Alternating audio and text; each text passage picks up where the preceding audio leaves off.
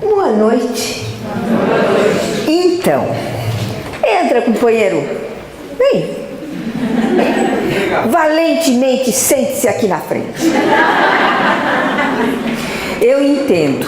O pessoal tenta ficar lá no fundo, porque se de repente é uma chatice, tá perto da porta, pode sair discretamente. Enfim, vou tentar que não seja. De qualquer maneira, vocês são coautores, pelo menos do texto. Eu recebi muitas perguntas, agradeço a vocês pelas perguntas. A palestra está toda pautada nessas perguntas.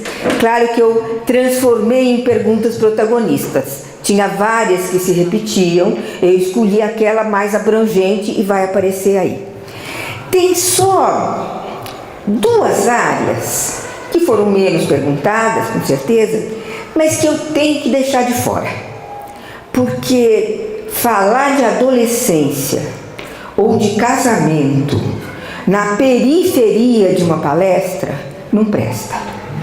Então, quem sabe algum dia eu volto aqui, uma vez a gente fala só da adolescência, outra vez a gente fala só do casamento.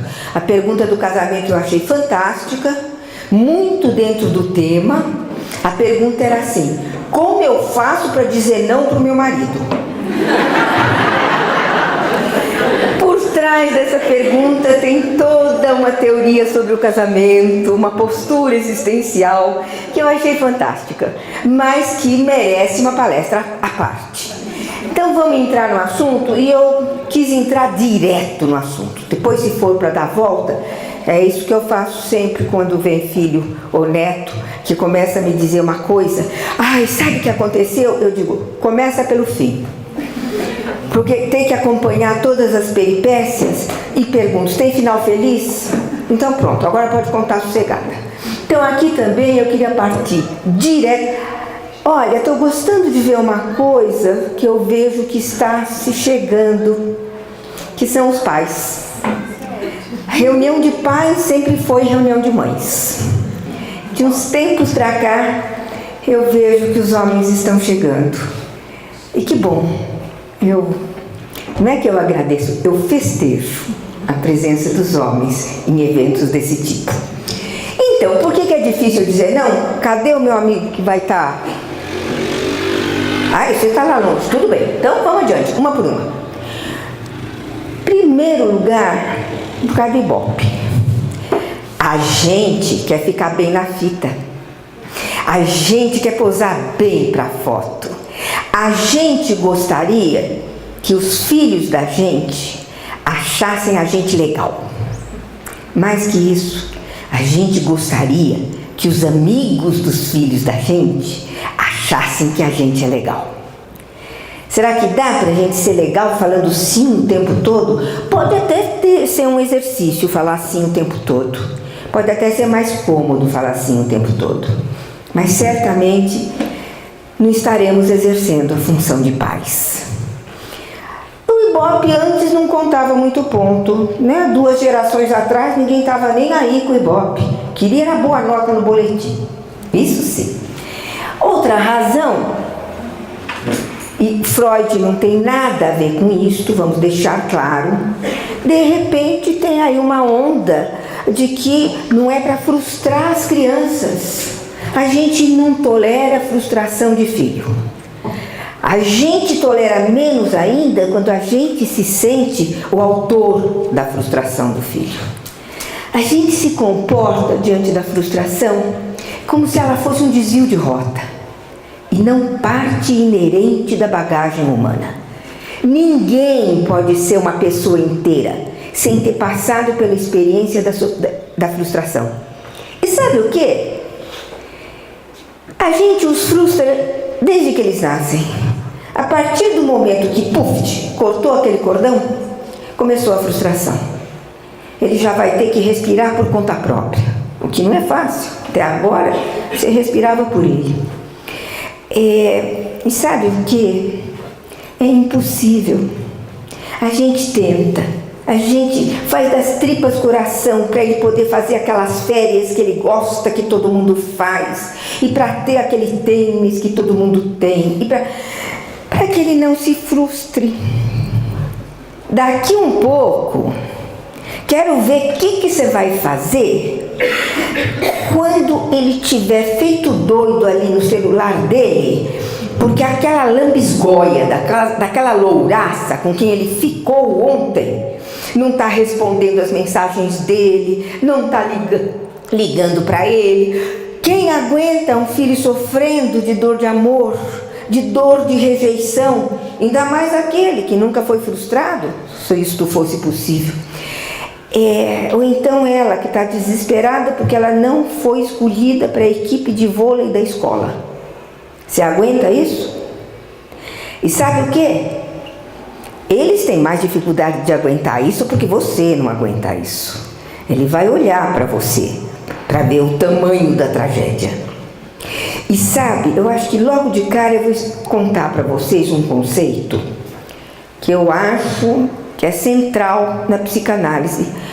É possível que eles queiram tirar minha carteirinha, porque eles acham que o central na psicanálise é a castração, essas coisas assim.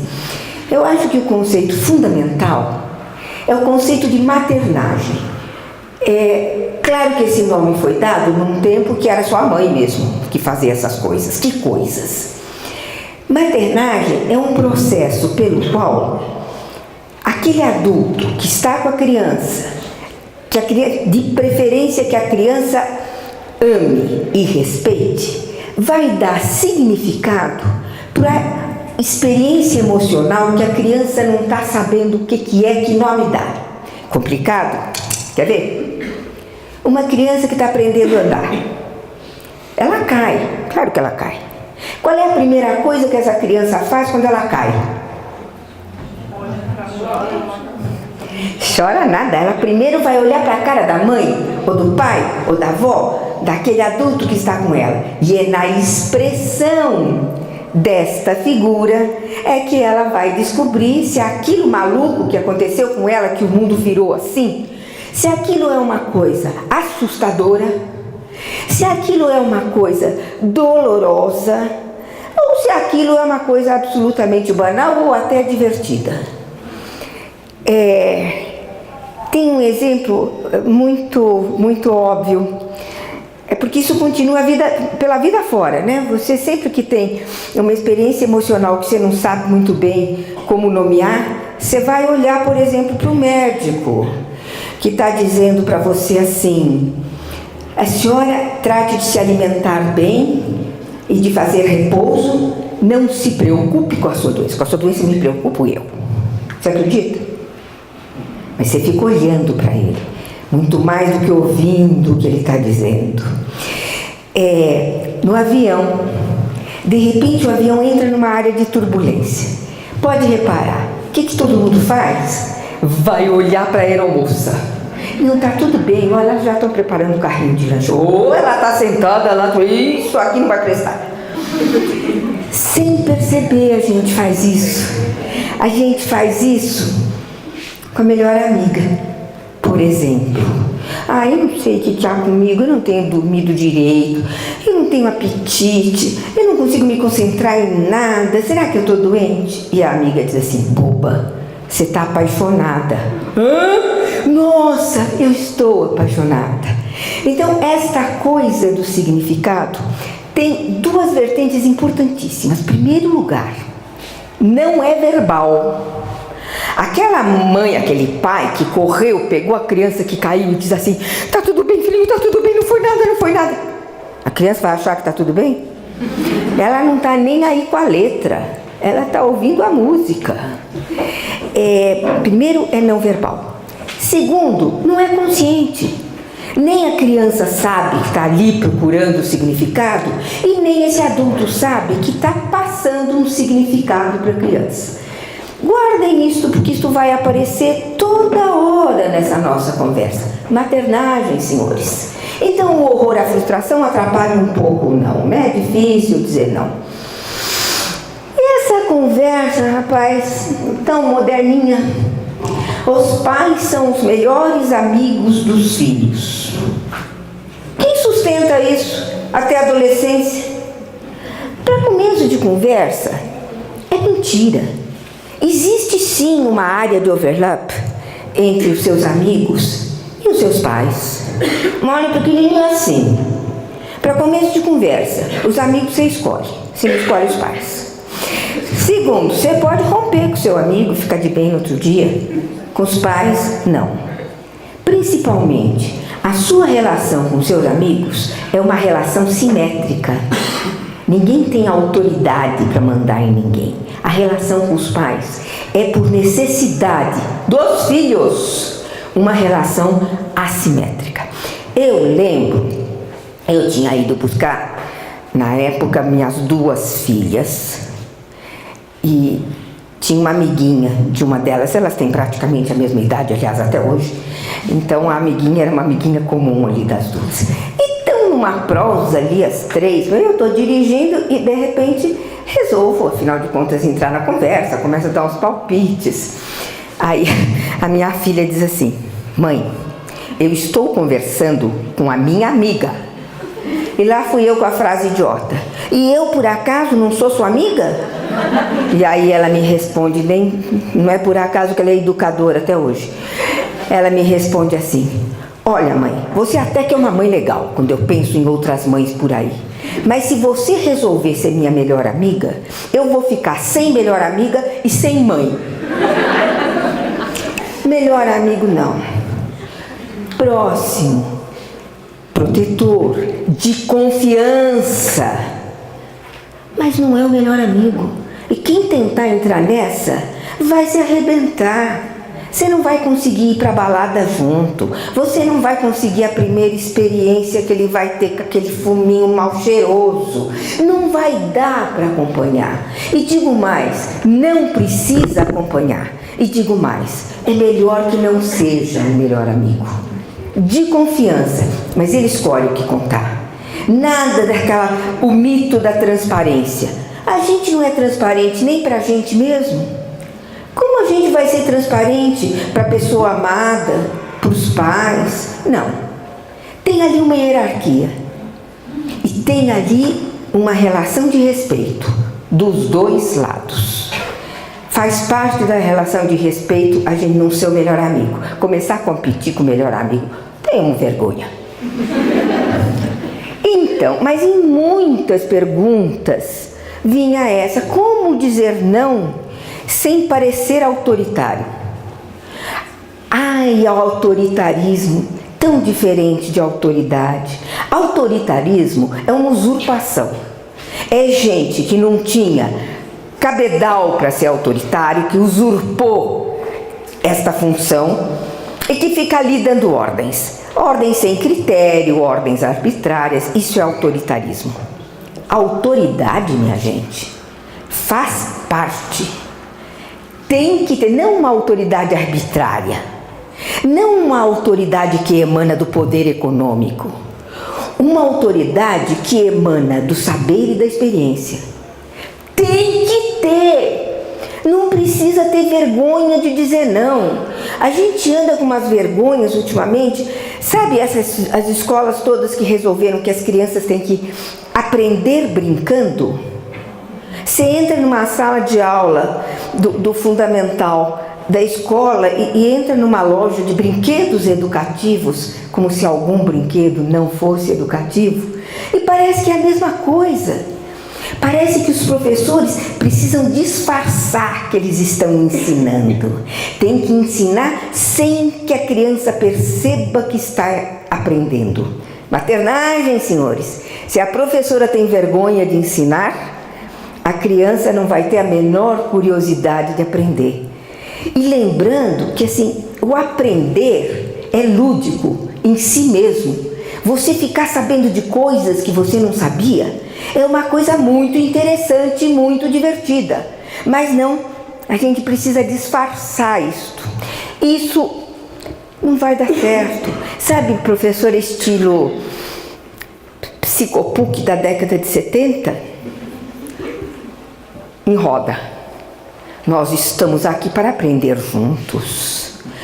Eu aprendo com vocês tanto quanto vocês aprendem comigo. Conversa fiada. E aquela tal roda que parece que todo mundo é simétrico é de uma hipocrisia, senhores. Claro que na sala de aula tem uma hierarquia, sim. Não é a mesma função a do professor e a dos alunos. Fingir que é uma hipocrisia ou um cinismo que é pior ainda. Então, respeitem a autoridade que vocês têm e têm que ter. Ela não é arbitrária, ela não é repressiva, mas ela é uma autoridade.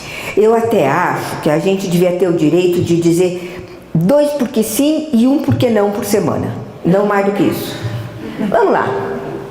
A conversa da liberdade. Põe a primeirinha aí. Ai, que mito, né? O mito da liberdade.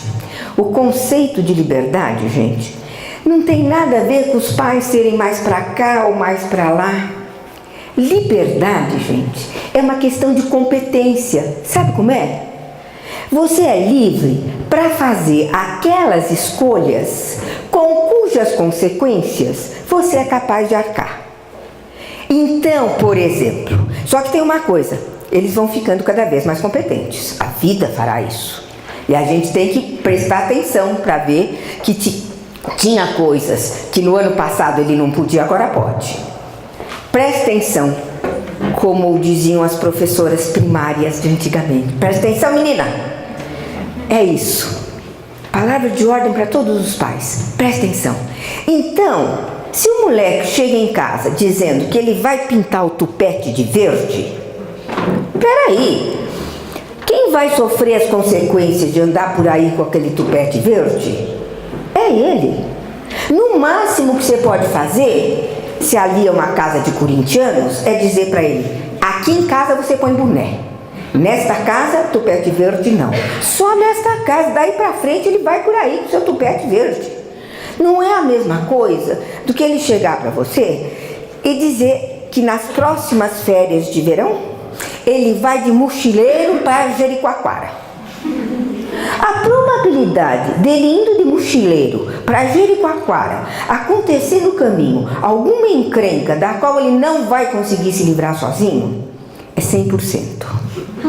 Então, a única resposta que a gente pode dar para uma proposta dessas, no próximo verão eu vou, e fim de papo, porque daqui até o próximo verão, tanta coisa pode acontecer, que ele não vai nem se lembrar que hoje ele está falando, e você não disse que sim, nem disse que não, você disse, ciente, né? Eu lembro quando eu era diretora que tinha alguns documentos que vinham para mim, em alguns eu assinava de acordo, em outros eu assinava ciente. Que é o que vocês têm que fazer quando de repente vem uma proposta mirabolante dessas. Então, essa ideia de que você é livre quando você acorda e vai dormir e entre uma coisa e outra só faz o que quer, pelo amor de Deus, quem só faz o que quer está muito mais perto da loucura do que da liberdade. Principalmente porque a gente tem tantos quereres. E quanto mais a vida dá certo, mais quereres a gente tem. E a gente não pode atender a todos eles. A gente tem que escolher em cada momento um querer hegemônico, sabendo que vai ter que renunciar aos outros. Liberdade é a arte da renúncia, é a arte da escolha. Eu imagino que neste momento, cada um de vocês teria vários outros lugares onde poderia estar. Mais atraente, menos... Em algum momento foi feita uma escolha. Eu vou estar lá assistindo essa palestra, espero que não se arrependam. Acertei na escolha, não acertei? Nunca você vai ficar sabendo. Você só pode saber se aquele momento foi bem aproveitado, se você saiu de lá atendida, com algum conforto. Agora, se em vez de vir aqui, você tivesse ido naquela festinha na casa da amiguinha, e lá você ia encontrar o homem da sua vida, então que bobagem ter ido para aquela... Nunca saberemos. Além do que, sabe Deus quem é o homem da vida da gente, né? Então, esse negócio de liberdade, vamos devagar. Não depende da postura dos pais, não depende da postura da escola, depende da competência para resolver as encrencas inerentes àquele lugar. A gente não deixa eles aprenderem isso, sabia? A gente não deixa. Ele fez más escolhas ao longo do ano. Ele foi indo sucessivamente mal em todas as avaliações. Ele vai ser reprovado. A maioria dos pais faz o que mesmo? Tira daquela escola e põe numa escola mais fraca, para ele não perder o ano. Mas quantas coisas ele está perdendo quando você faz isso? A mais importante é não responder pelas consequências das suas escolhas. Ele sai de casa e deixa aquele quarto naquele estado, toalha molhada no chão, roupa suja em cima da cama, o sapato aqui, o outro lá. E quando ele chega, Mary Poppins passou por ali, fez putz, e tudo aparece. Eu já vi isso em escola também. Criançada, nome aos bois. Na PUC, chega lá para dar aula e a sala tá aquele horror. E ninguém se preocupa, no máximo chama servente para ela vir dar um jeito na sala. Então, essa coisa de realmente perceber as consequências das escolhas mal feitas é um jeito da criança perceber o limite das suas escolhas. O que acontece quando escolhe isso em vez daquilo? Cuidado para não mascarar isso. Más escolhas têm más consequências. E aí outra vez a gente não aguenta a frustração do garoto. Então a gente dá um jeito dele não se frustrar. E daí nem ele nem nós jamais vamos conhecer qual é a competência deles. E volto, vamos lá. Já falei. Como você vê, vamos olhar para os inimigos do não. Vamos lá. Eu já falei de alguns, que era aquele lá do Ibope, né? Aquilo era mais da dificuldade. Agora o não, falou o não. Quais são os inimigos? Um é a banalização. Fala não para qualquer coisa e no mesmo tom. Se está pegando seu batom na bolsa, ou se está enfiando o dedo na tomada, é o mesmo não. Vocês já perceberam que para falar não, ele está perguntando uma coisa. A resposta é não. A gente faz uma carranca e fala não. Maternagem. Nós estamos passando para ele a informação de que o não é uma coisa ruim. Se é para falar assim, a gente fala sim, claro. O não é ruim. Ele aprende. Então, banalizar o não, não é uma palavra muito importante. Talvez seja das mais importantes mesmo. Ela não só não pode ser banalizada, como essa conversa de dizer não, não e não, dançou. Não tem que ser dita com tranquilidade e convicção. Um não só. Pensa que está reforçando não quando você fala não, não e não? Exemplo com outra palavrinha de como a repetição, em vez de reforçar, atenua. Você vem? Eu vou já, pode parar ali que ele vem vindo. Você vem?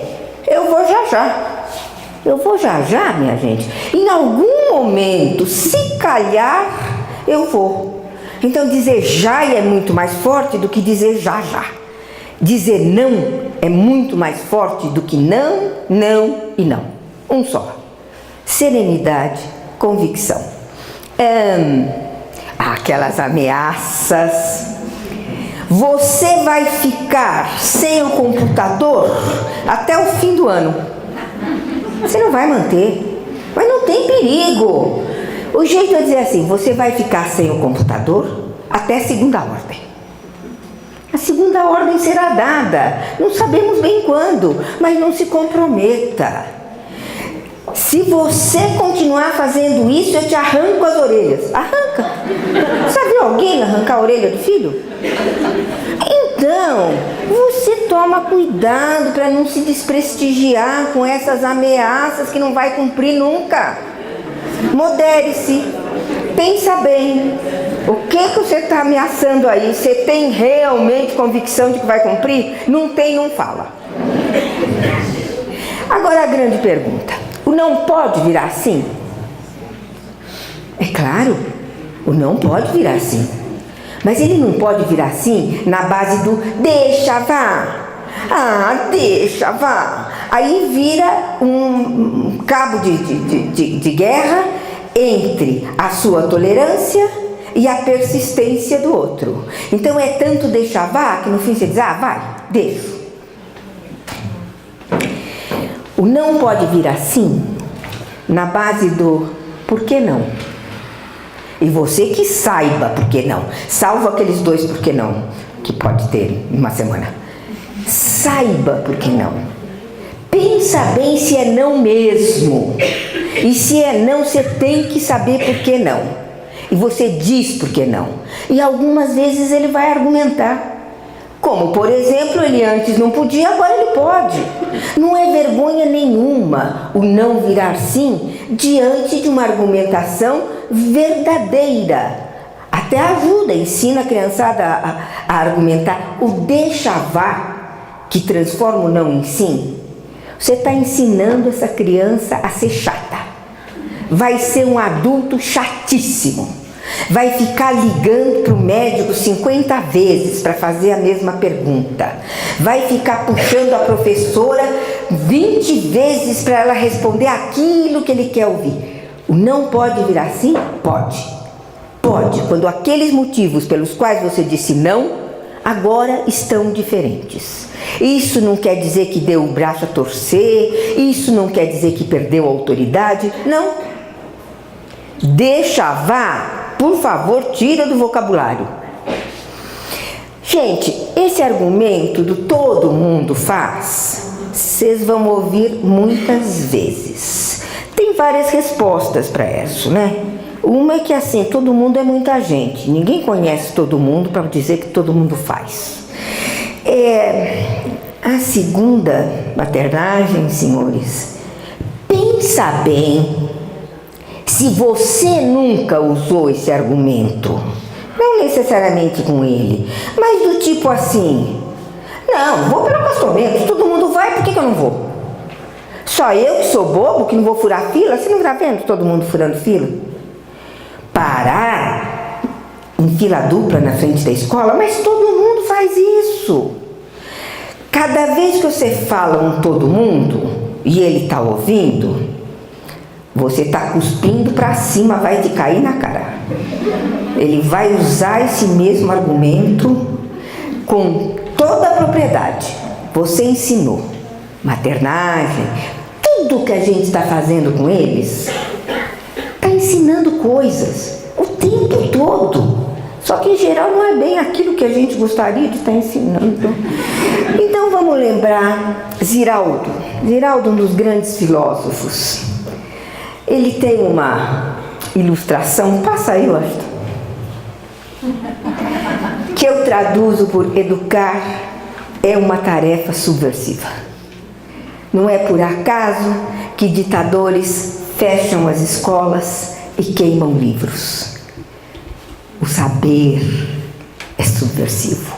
Educar, como vocês podem ver ali, é mostrar o contrário do que todo mundo faz. Todo mundo faz, mas não está certo, a gente não vai fazer. Eu sempre me preocupo pensando o que aquela turma lá, toda ela, fala para os filhos. Como será que conta para os filhos? Que ganhou aqueles milhões todos. Como? Como que você ganhou, pai? O que você fez? Não é? Ganhei na loteria. Ganhei na loteria a resposta que eles mais dão. Eu tinha um tio bem antigo que ele tinha ganhado na loteria 9 vezes. Muitos anos depois que eu consegui entender o que era aquilo e por que a família não se dava muito bem com aquele tio. Então, Então, isso vale para a escola. Isso vale para nós, pais, educadores. Educar é uma tarefa subversiva. É mostrar que aquilo que todo mundo faz não é necessariamente certo. Isso ajuda também ele não fazer tantos sacrifícios para ser aceito por aquela turma em que todo mundo faz não sei o quê. E é tudo mentira. Todo mundo diz que faz, mas não faz. Quando eles aparecem lá no meu consultório, às vezes eles nem sabem, mas são da mesma turma. E eles vêm me contar do desconforto que sentem em fazer algumas coisas porque toda a turma faz. Mentira! Mas ele só vai confessar isso olho no olho. Pudesse ter olho no olho com os pais, também era bom, né? Pode castigar? Uai, claro que pode. Mas vamos lembrar, para que serve o castigo? O castigo não é uma vingança. O castigo não é uma penitência. O castigo faz parte inerente do processo de educar. O castigo tem que ser educativo.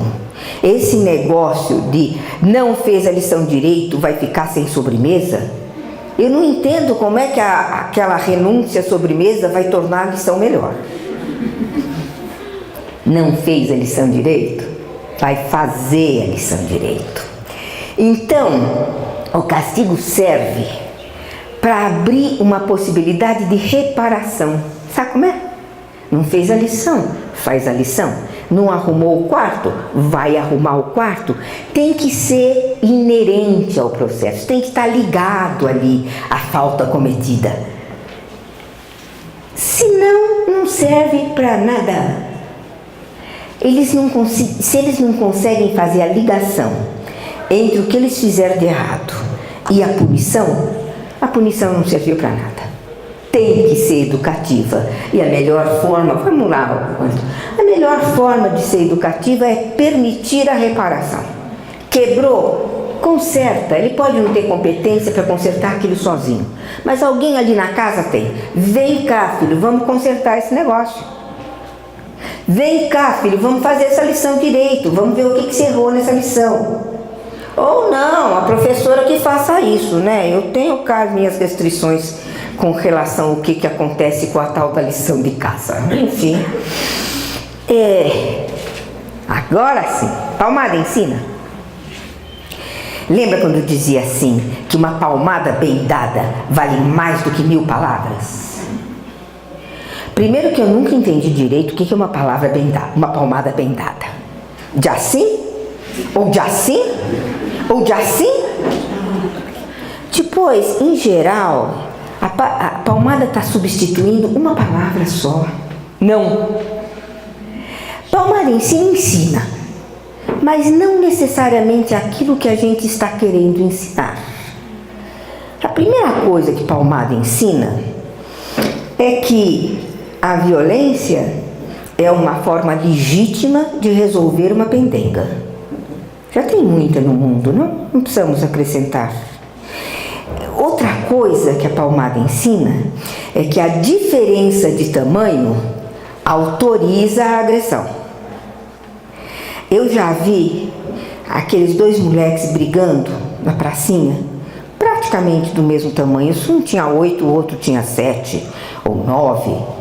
E daí estão brigando, e aí vem o pai e pega um deles, supostamente o mais velho, pelos colarinhos, assim, se ele tivesse colarinho, e diz: não bate no seu irmão porque ele é menor que você. Meu, a gente não pode bater, só pode bater em quem é bem menor que você. Quando é mais ou menos do mesmo tamanho, assim que nem o irmão, não pode. Só pode bater quando a diferença de tamanho é realmente grande, que nem pai e filho. E aí, tem uma falácia que, se a gente olhar de perto, a gente vai perceber por que palmada não pode ser usada como forma de autoridade, não presta. Não é que machuca, não presta. Porque ela está baseada numa diferença de força. E sabe o que acontece? Os pais já cresceram tudo o que tinha para crescer. Os filhos estão crescendo a olhos vistos. Então, aquela palmada bem dada que resolvia uma situação, chega um momento em que vai doer mais a sua mão do que o bumbum do outro, que já está grosso, a pele já está... E por aí vai, por você manter o mesmo diferencial, daquela palmada bem dada, você vai passar o chinelo, porque agora a diferença de tamanho, já a palmadinha, aquela não convence. E daqui um pouco o chinelo também não presta, porque ele fica molinho, o bumbum fica um pouco mais rijo. Aí o que a gente faz? Tamanco? Cabo de vassoura? Como é que a gente vai fazer para manter a hegemonia da força? Raro chegar às armas de fogo, mas se continuar nessa escalada, vai chegar lá. É porque um dos dois, em geral o filho, tem um pouco mais de bom senso e na hora que leva uma bofetada na mesma altura que o pai, ele vai olhar para ele e dizer: a próxima vez que você fizer isto, ou eu te dou uma bofetada, ou eu vou embora de casa. Eu já vi isso acontecer. E não tem o que dizer para esse menino. Não tem mais aquela diferença de força. Sabe o que está faltando? Um elemento essencial para quem educa. Em casa, na escola, na comunidade. Respeito, senhores. E respeito é uma via de mão dupla. Você é respeitado e você respeita. E toma cuidado para ver o que significa respeitar o filho.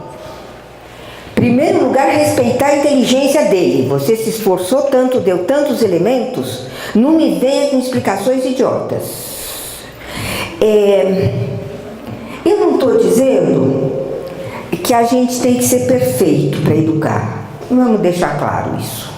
Aliás, eu me lembro, deve existir ainda, pela maneira como vocês foram se colocando ali à medida que foram chegando, a turma do fundão. Sabe a turma do fundão? Lá ficavam eles, no fundão. E eles, de vez em quando, soltavam umas piadinhas que até o professor era obrigado a dar risada.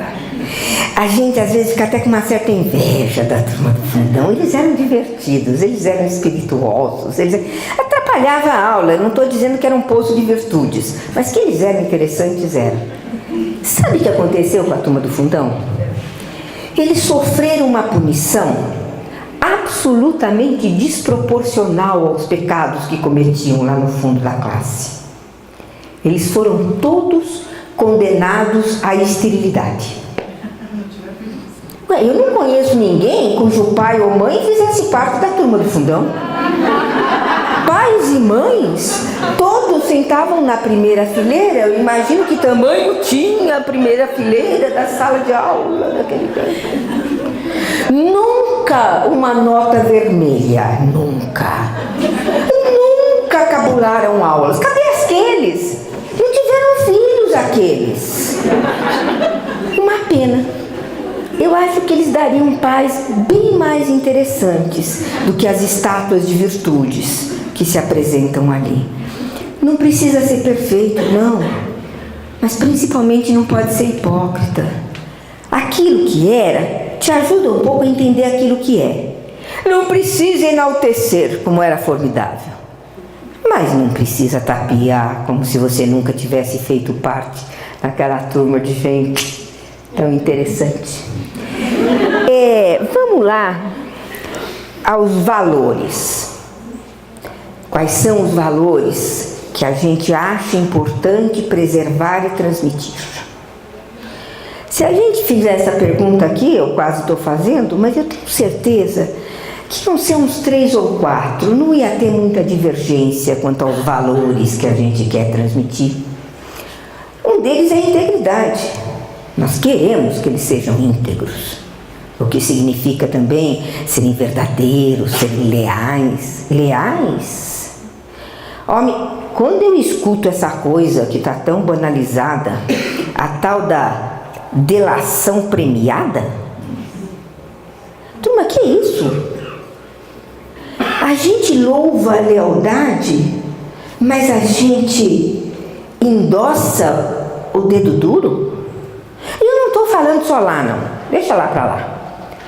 Mas quantas quantas vezes, na classe ou em casa, olha, ele fez nhenhenhenhenhenhen. E sabe o que as pessoas fazem? Vão correndo para aquele que fez nhenhenhenhenhen. Você não olha para aquele dedinho podre que está apontando para o outro. Na escola também. Ah, tia, ele trouxe não sei o que falou que não era para trazer. O que você tem com isso, companheiro? Você fala para ele, olha, antes que a professora veja, guarda esse treino aí que não é para aparecer. Não, lealdade. Mas aquele que vai apontar o dedo para o companheiro, é ele que ganha, o outro que perde. Eu não sei que erro o outro cometeu, mas eu acho que ser desleal é um erro maior. Então, cuidado com isso. Que tem o dedo apontador antes de olhar para aquilo que o dedo está apontando.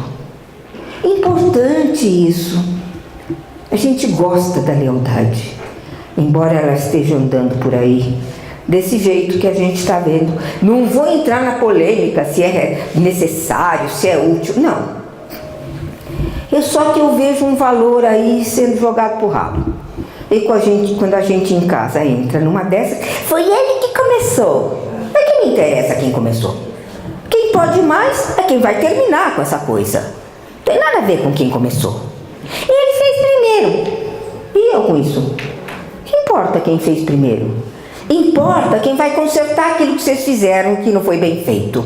Então, a integridade, a honestidade, o respeito pelo próximo.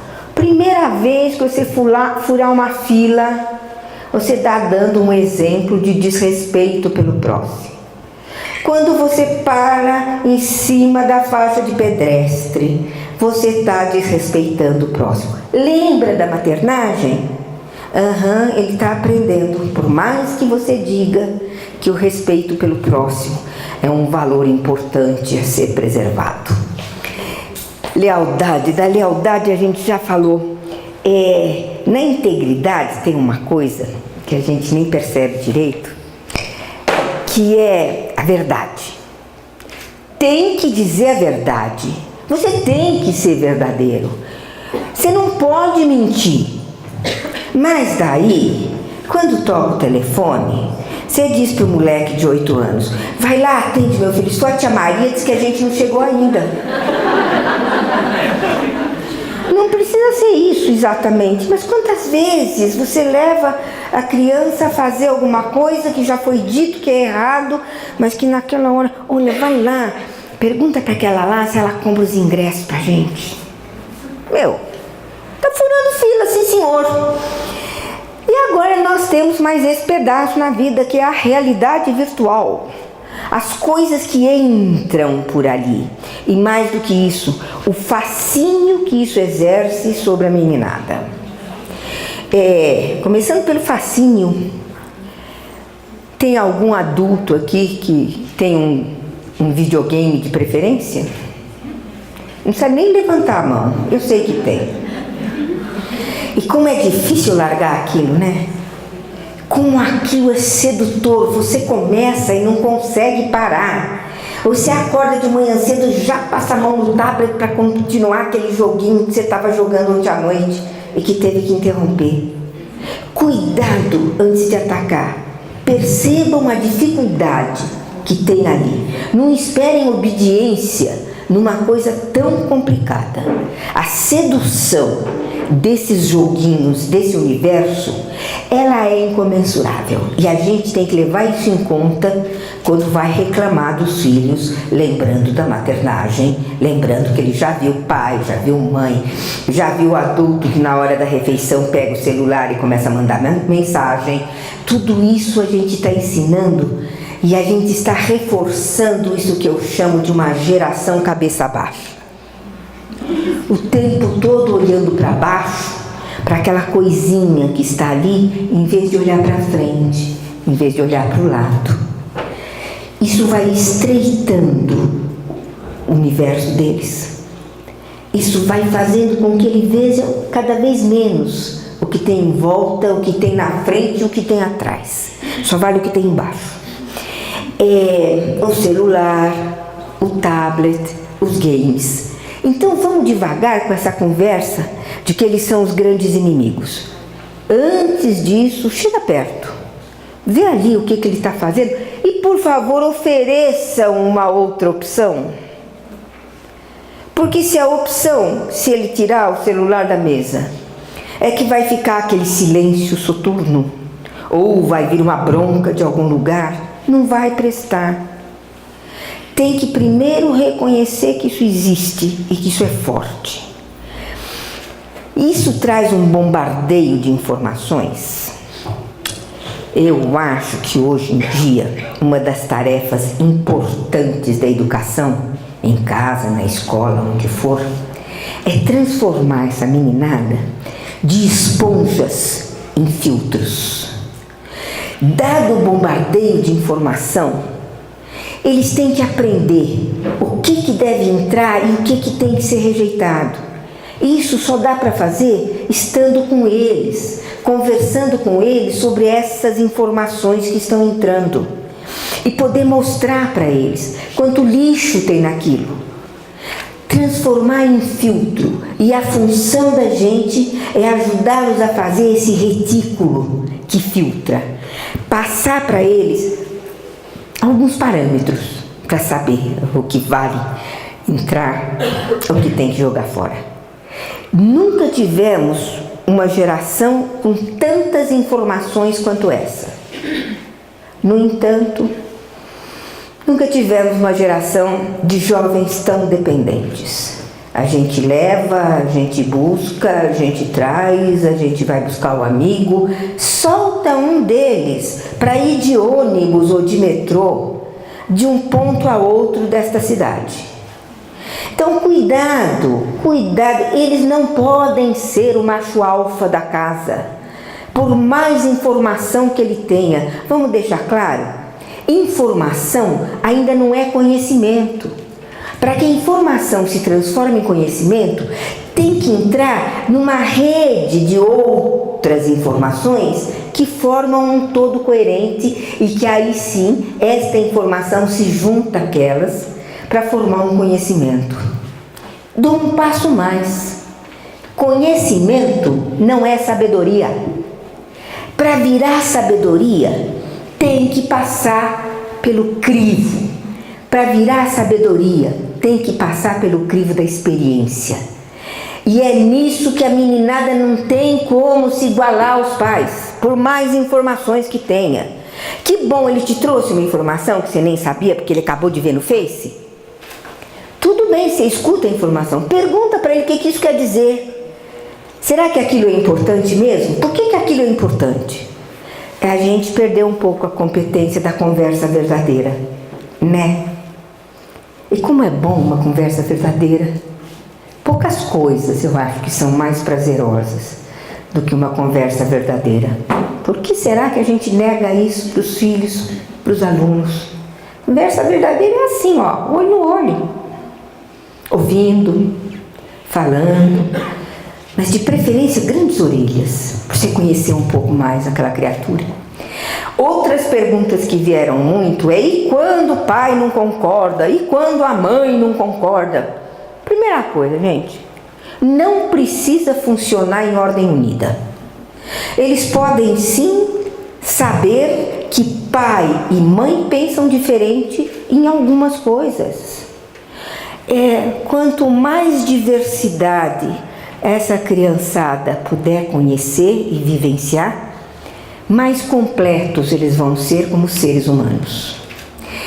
E vamos deixar claro, pai não é mãe.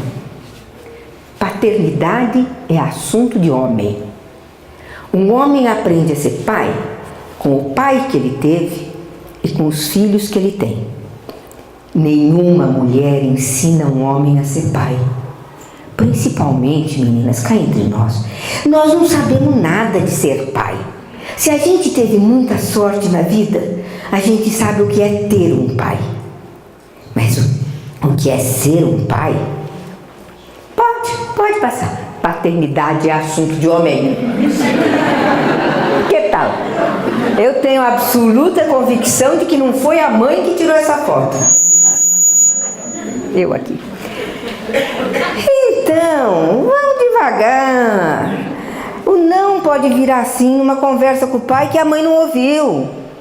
Aí não é para chegar lá e dizer, tá vendo? Eu falo uma coisa, você fala outra. Mas mudou alguma coisa entre o seu não e o sim dele ou dela. Não faz diferença. Sintonia. Não é?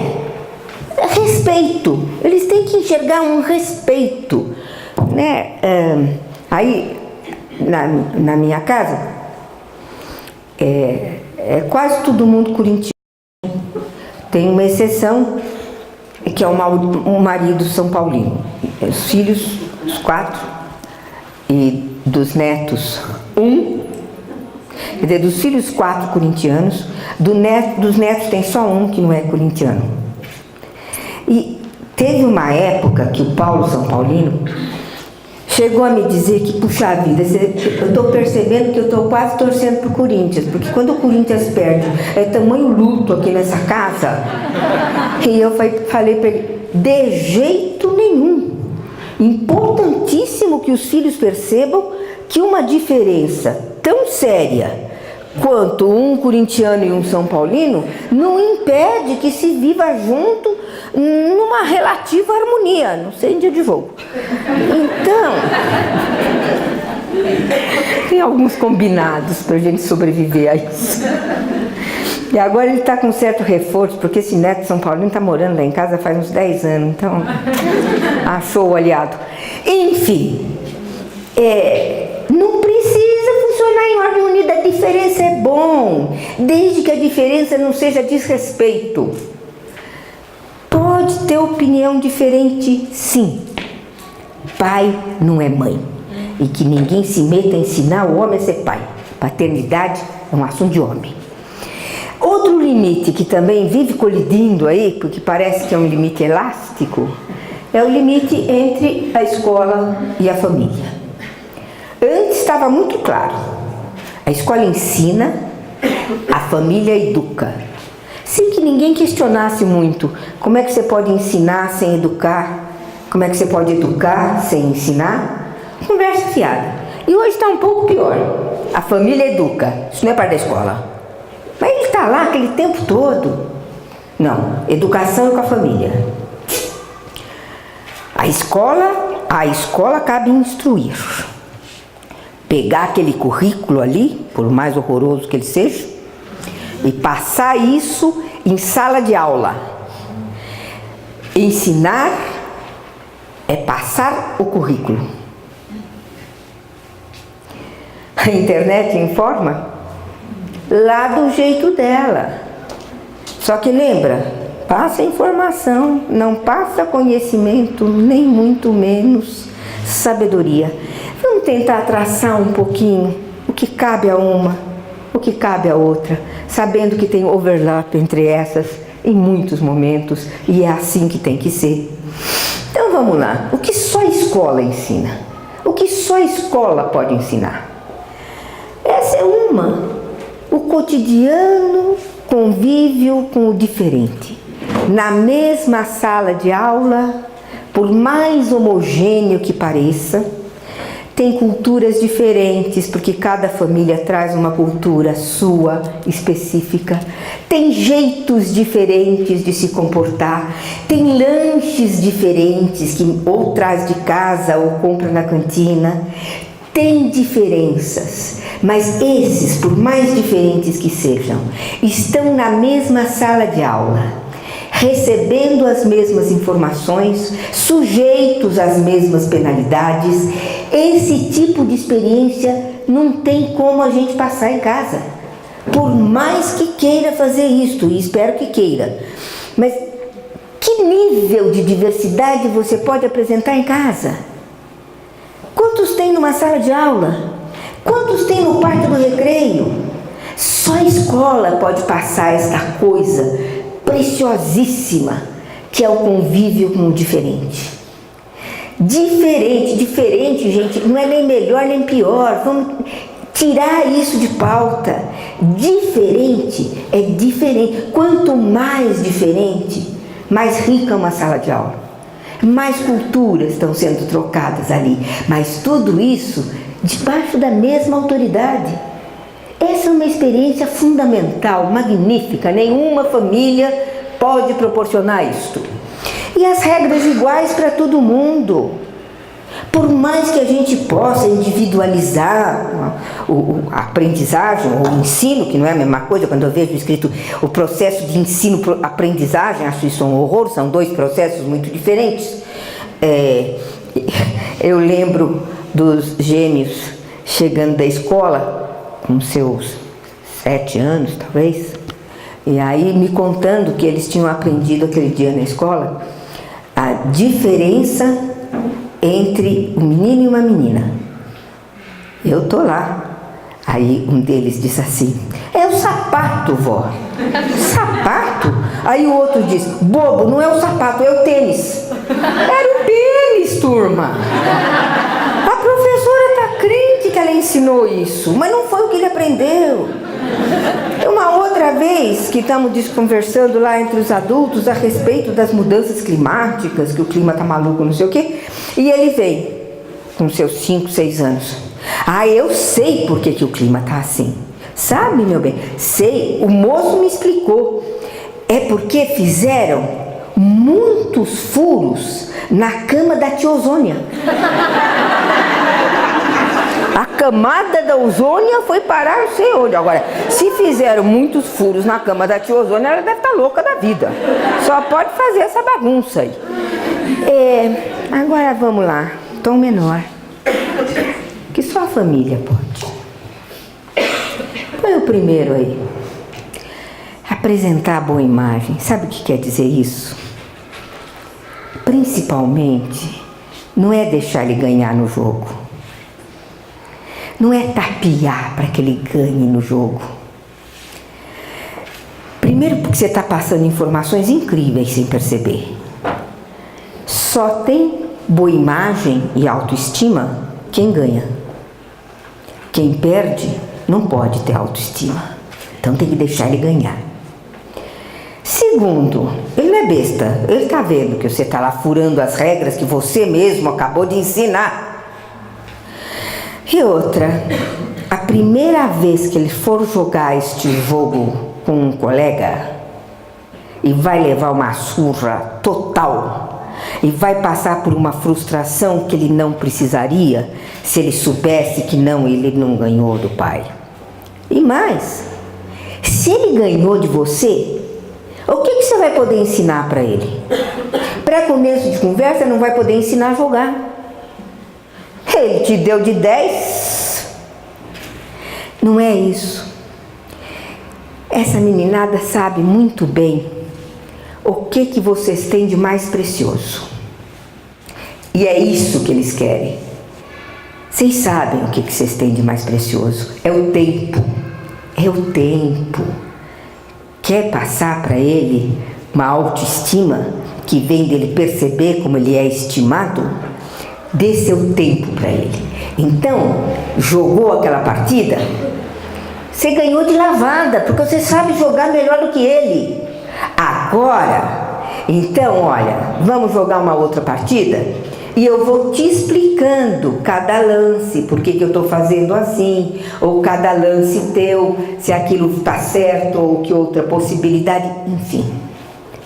Dê o seu tempo para ele. Não deixa ele ganhar.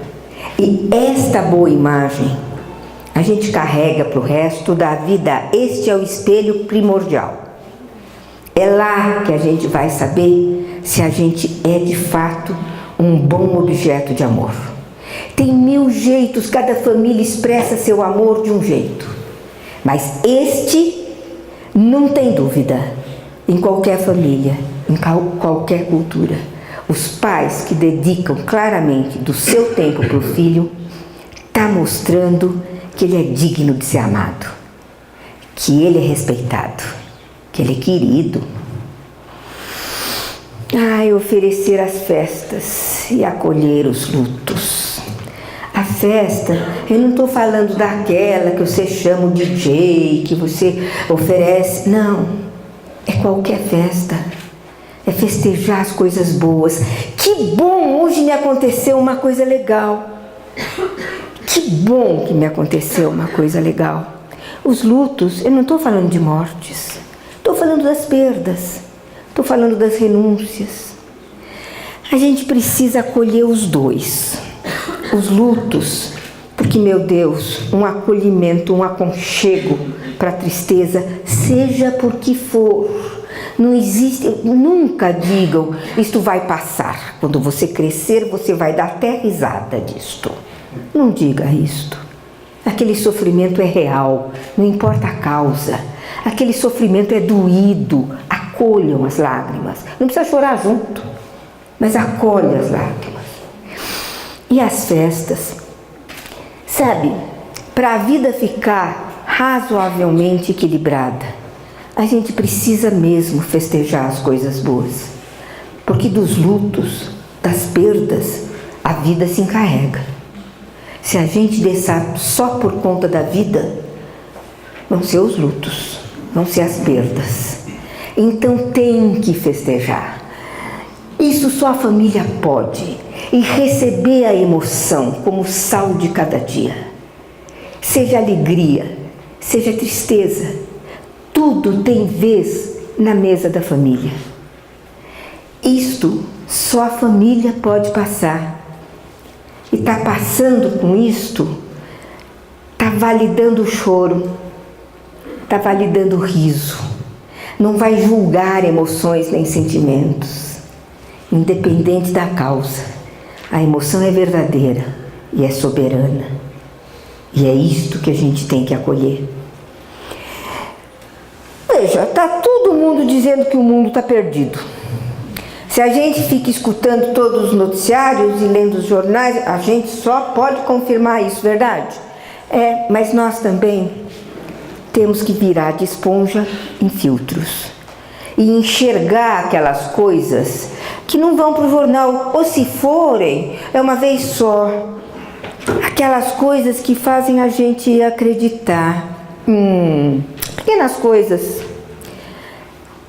O jogador de vôlei, que antes que o técnico pedisse lá a tal da challenge, disse, tocou no meu dedo, sim.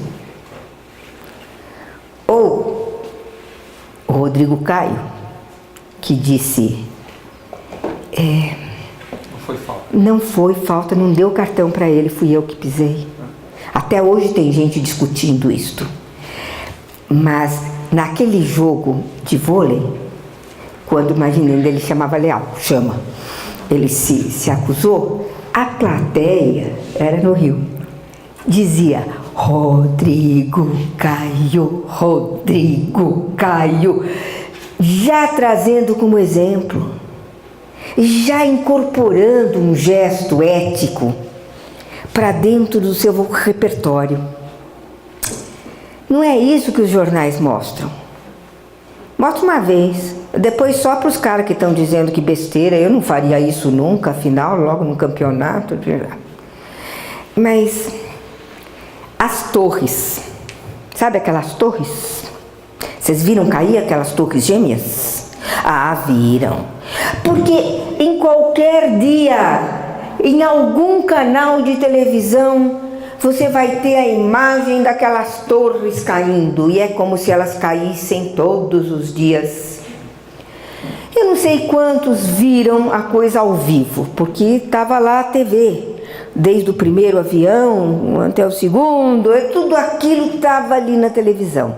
Mas, enquanto estava aquilo, vinha de todos os lados o pessoal trazendo toalhas molhadas, oferecendo sangue, trazendo leite. Tinha muito mais gente socorrendo ali do que aquela meia dúzia de malucos que estavam atirando aqueles aviões. Eu acho que foi 1 ano e meio depois, exatamente, em Madrid, a estação de Artótia, que o trem, que explodiu o trem, que levava a mochila, que ele largou lá e que explodiu. Olha, ainda estava saindo fumaça e apareceu a primeira faixa num apartamento de Barcelona. Não é só o time Barcelona e o Real Madrid que vivem competindo. Barcelona e Madrid, as cidades, também são muito competitivas. A primeira faixa apareceu numa janela de Barcelona e dizia: somos todos madrilenhos. E aí uma outra: estávamos todos naqueles trens. E várias no mundo inteiro. Elas apareceram primeiro em Barcelona, mas logo elas apareceram em Paris, e elas apareceram em Londres, elas apareceram no Rio de Janeiro, e apareceram em São Paulo, e no dia seguinte teve aquela manifestação de todo mundo vestido de branco e carregando velas e dizendo não mais. É isso que nós somos. É essa gente que representa nós. Sabe quem são os humanos? Somos nós. Como que nós podemos dizer que a humanidade não deu certo? Somos nós. E se chegar perto e olhar bem, todo mundo é igual a gente no sentimento, não necessariamente na expressão do sentimento, mas no sentimento sim. O número de experiências de solidariedade que estão todo dia acontecendo, e até aparecem sim nos jornais, mas aparecem lá embaixo, na periferia da notícia. O que fica mesmo é a violência, é a agressividade. A solidariedade é muito maior que isso. E sabe, lembra, ela até contou para vocês que eu sou bióloga também, né? Do ponto de vista da evolução, olha um pouco para nós. Olha, que tipo de bicho nós somos. Umas porcaria de perna para correr. Uma pele de tal maneira que se camuflar no mato não tem como. Um olho que enxerga ali alguns metros, não mais do que isso. Como é que a gente conseguiu se defender daqueles predadores na nossa pré-história? Como foi que nós chegamos até aqui, passando por esses perigos, sendo essa porcaria que a gente é, para atacar ou para se defender? Não tem chifre, não tem mandíbulas, não tem aqueles braços fortes dos... Como foi que uma coisa tão frágil conseguiu chegar até aqui? Só tem uma explicação para isso. Eles conseguiram fazer com que a solidariedade fosse mais forte do que a agressividade. Eles descobriram que só vivendo em grupo eles podiam se defender. E aí, vivendo em grupo, sentindo... É interessante essa coisa da postura bípede. Ela fornece uma experiência incrível. Você olha nos olhos do outro, e sabe o que você vê lá no fundo do olho do outro? A mim. Eu tô lá, ó. No fundo do seu olho, eu tô lá. Eu sou você. Se você tá com fome, eu também tô. E se eu tenho comida, eu vou matar sua fome. Vem vindo um predador, um inimigo, turma, todo mundo junto. Ah, todo mundo junto, a gente conseguiu. Então, quando vierem dizer para vocês que o homem é lobo do homem, mentira! O homem é irmão do homem. Nós somos, desde a nossa existência como humanos, fraternos, solidários, irmãos. Espalhem isso para os filhos, para os alunos. Não diga que o mundo está perdido. Não diga que o homem é um fracasso da natureza. Não é. É um sucesso. Para nós estarmos aqui nesta sala, nesse momento hoje, ouvindo e dizendo essas coisas, nós só estamos aqui porque a gente aprendeu a viver em grupo. Nós só estamos aqui porque a gente descobriu esta coisa fantástica que é a solidariedade, que é o único antídoto para a solidão, que é parte inerente do humano. Então, a minha esperança vem dessas coisas que eu vejo e que não sai no jornal. O que está no jornal, por exemplo, é aquela coisa horrorosa que aconteceu nos Estados Unidos, em Charlottesville. Isso está no jornal, minha gente. Mas não é isso que a gente vê.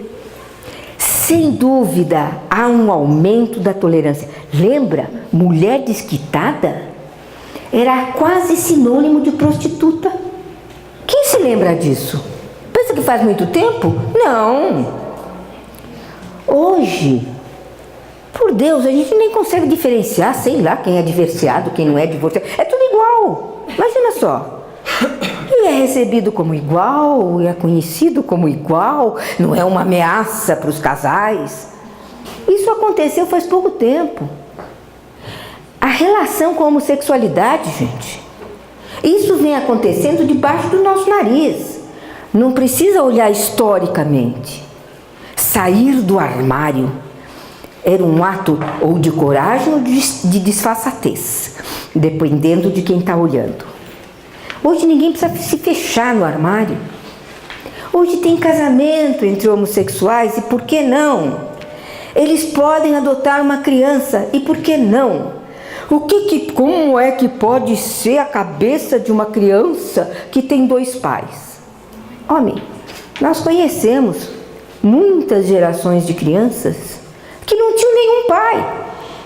Pai era uma imagem fantasmática que saía de manhã e voltava de noite. E era preciso respeitar o repouso do guerreiro. Pai? Muito melhor ter 2 do que não ter nenhum. Traz algumas questões novas? Opa, traz sim.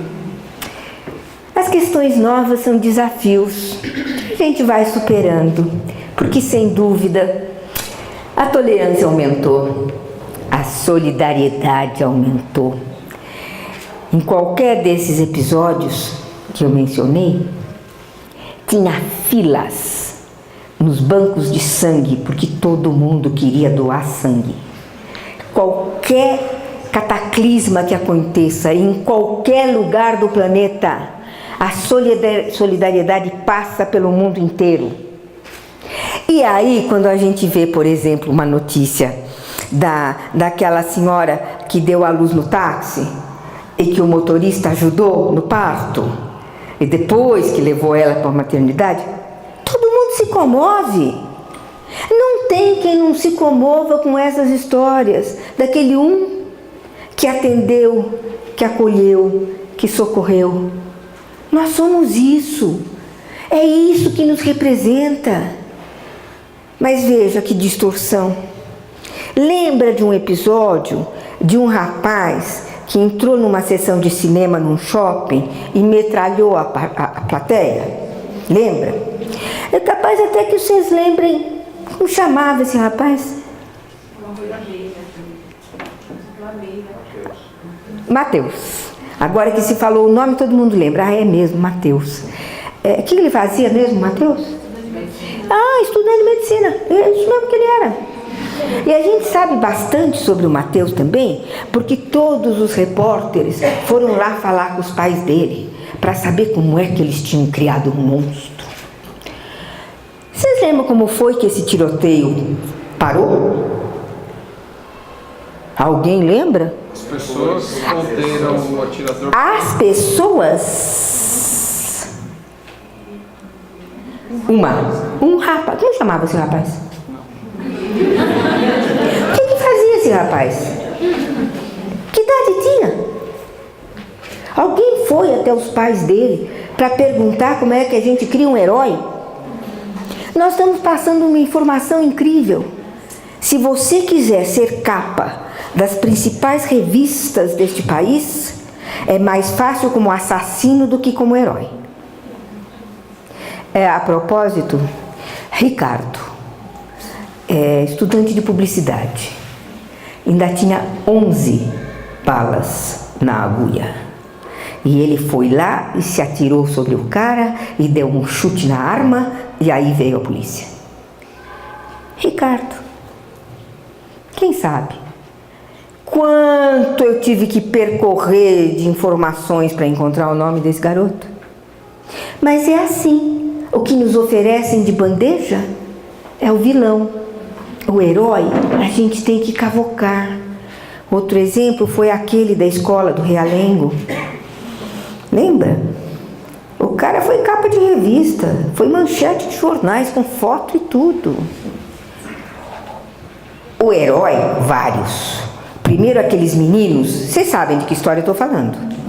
Primeiro aqueles meninos que no meio do tiroteio saíram correndo para chamar o guarda. Quem eram esses meninos? E esse guarda que acompanhou os meninos sem saber o que ele ia encontrar lá dentro. Herói, não chama o guarda. Ah, mas a capa de revista mostra o vilão. Eu não falo os nomes dos vilões. Nós não temos que guardar os nomes dos vilões. Então, cuidado com essa imagem que estão impingindo pra gente. Ela é mentirosa. Cada notícia dessas tem ali, em algum lugar, se você procurar, tem a contrapartida. Tinha uma notícia de jornal quando teve daquelas enchentes, inundações lá em Santa Catarina. E aí eles contam de um homem que estava ali passando e que passou em frente a uma casa que estava com água assim na altura da janela e que tinha gente lá dentro pedindo ajuda. Ele foi lá, ele não conhecia ninguém lá, nem era vizinho. Ele entrou lá por aquela janela e foi pondo para fora as 5 pessoas que estavam naquela casa. E quando ele foi passar, ele entalou na janela, teve um ataque cardíaco e morreu. Finalzinho da notícia. O nome deste homem não foi revelado. Como não foi revelado? Eu quero saber o nome dele. Se ele, em vez de ter salvado aquelas 5 pessoas, ele tivesse entrado lá e metralhado essas 5 pessoas, capa de jornal, capa de revista, notícia de destaque no Jornal Nacional. Não comprem essa imagem. Vocês também. Filtros. Procurem o outro lado. Sempre tem.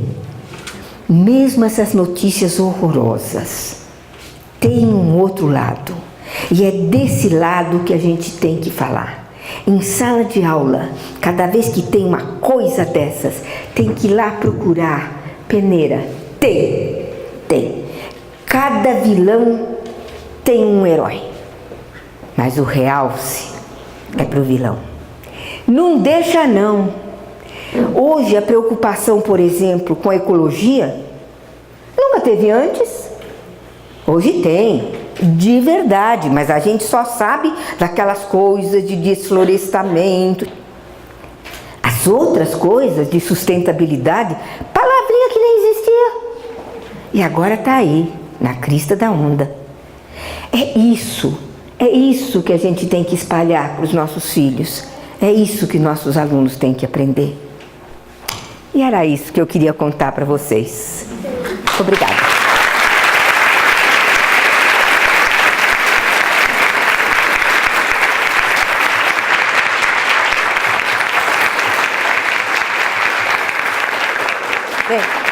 Vem me dar um abraço. Obrigado pela Sozinho aqui.